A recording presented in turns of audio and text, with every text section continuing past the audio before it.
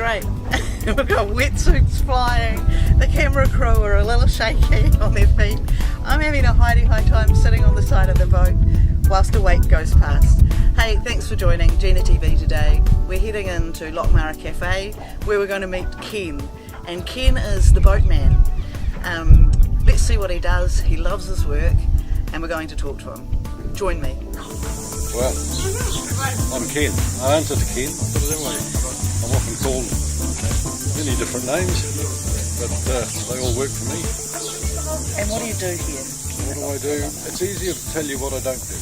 Alright. So I don't cook your meals and I don't make your bed. Okay. But I do just about everything else. I maintain and repair all the infrastructure, plant and equipment, motor vehicles, kitchen equipment. Do my best to maintain the property. I have my skipper's tickets, so I run the water taxi. Okay. When my superior officer wants a rest, or when he has something else he needs to do, ferry people ashore from their boats when they're coming in for a meal or a drink.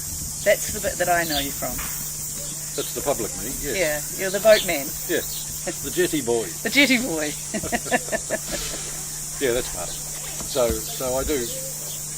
I've got a wide range of skills.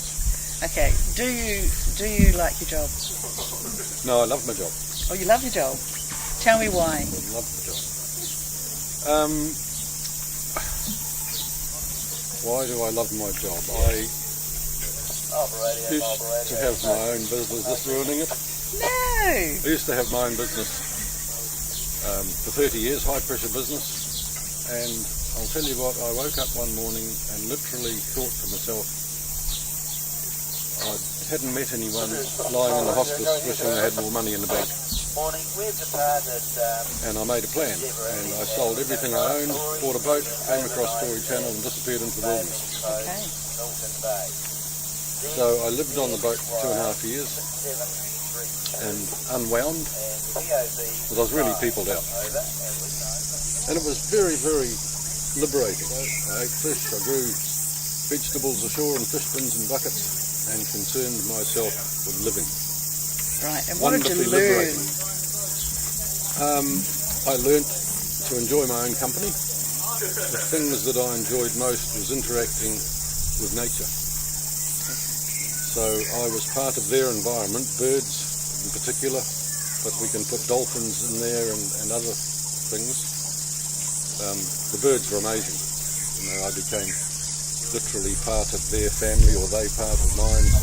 My employer phoned me one day. I was out in Story Channel catching my dinner, because I lived on fish, and asked if I could come and give him a hand. He had a bit of a problem. It was a long weekend, so I came to Lochmara and stayed.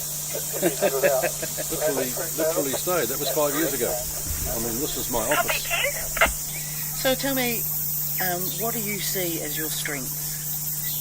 I know I have a thing with animals, birds and animals, whether it's some kind of empathy or I don't know. I really enjoy looking after or rehabilitating injured birds. There was a pied cormorant came here in a box, nearly dead, sub-adult, and he'd been found inland, starving to death. I fixed him up and let him go. And he came here every morning for 3 years. He'd fly and land on the jetty and feed him some fish.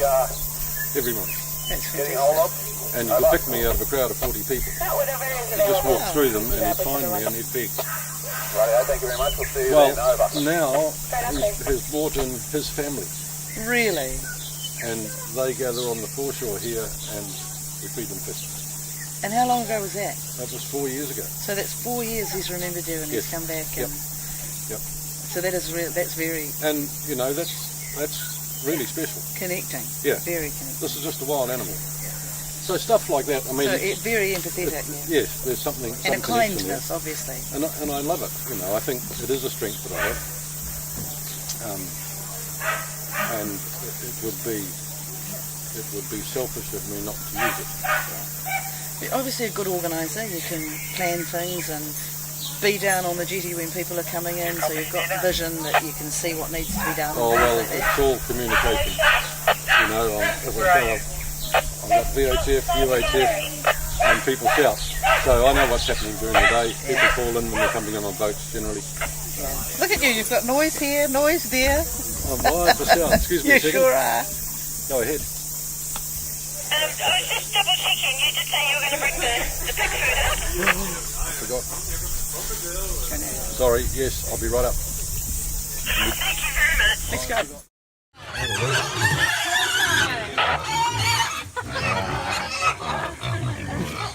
Lucky you rang. Yeah. We were talking. Here we go. Sorry to hold you up, team.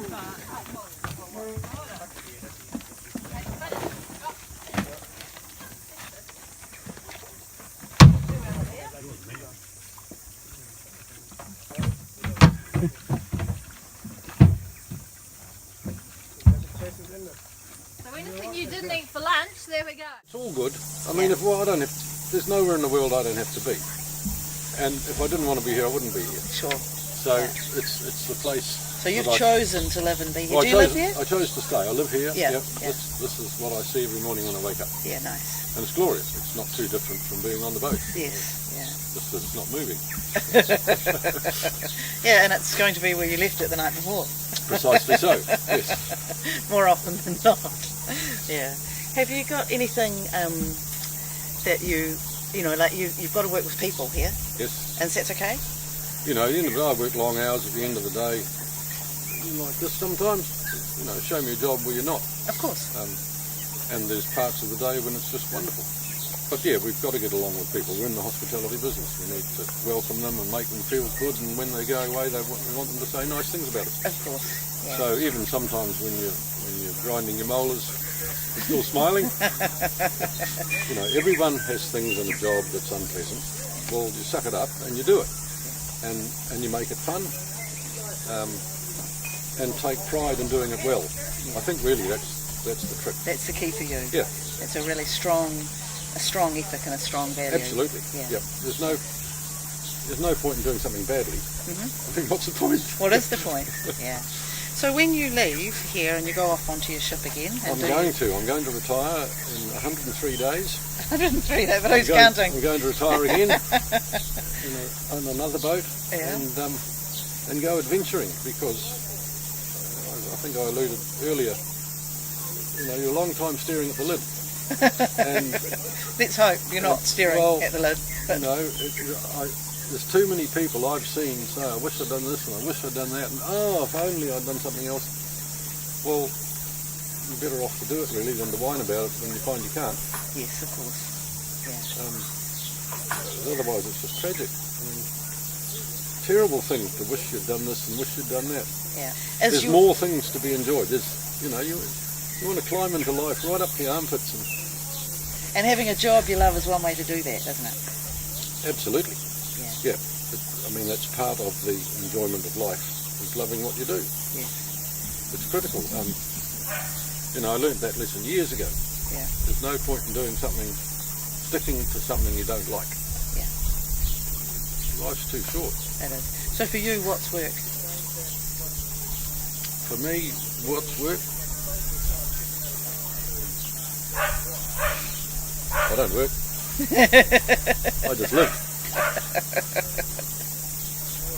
No, there's nothing that I don't enjoy here. Great. There are trying times, moments, but that's just part of it. I wouldn't say I hate it. No, I love it. Love it. Yeah. And I'm not retiring again because I don't love it. I'm retiring again because I want to do things before time runs out. Yeah. Have adventures. I'll still have an association. I'll come back and help in the busy times and do stuff. But if I want to be sunbathing in a nice bay beside D'Urville Island, then that's where I'll be. That's so cool. That's what I'm going to do. Well, that's farewell to Lochmara Lodge, Lochmara Cafe and Ken, and what a beautiful day.